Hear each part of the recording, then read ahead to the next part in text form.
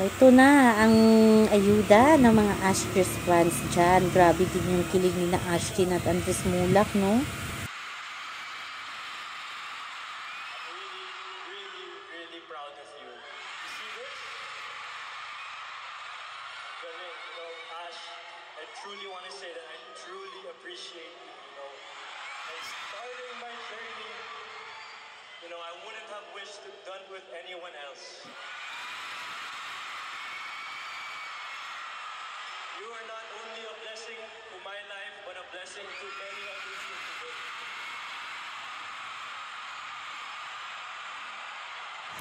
Hi guys! Welcome back to my channel. So sa mga itong vlog na to ay para sa mga Ashdres fans dyan ni na Ashtin Olviga at ni Andres Mulak. Kagabi nga may fan meet din sila, concert sa Big Dome.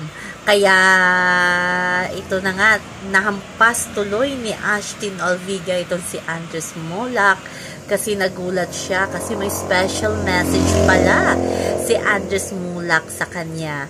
Grabe yung hiyawan ng mga fans. Si Ashtin at si Andres is under Viva Film. So ito na ba ang next Jadin fandom, di ba? Yung Viva din ang nagpasikat kay Nadine Lostri at saka kay James Reid. Sila na ba ang susunod sa mga yapak ng Jadin? Grabe din kasi yung pag-click ng kanilang miniseries, diba? As in yung mutya ng Section E, doon talaga sila sumikat at hanggang ngayon may season 2 pa ang mutya ng Section E.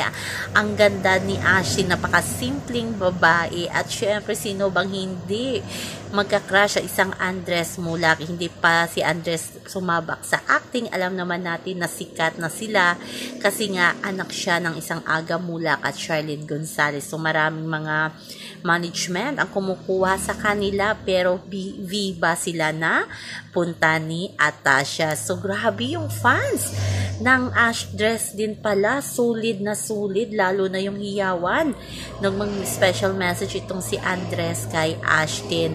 Sabi nga ni Ashtin, nagulat siya at sabi ni nag-thank you din si Ashtin kay Andres na naging kasama niya si Andres sa journey na ito. Successful ang fan meet concert nila sa Big Dome naman.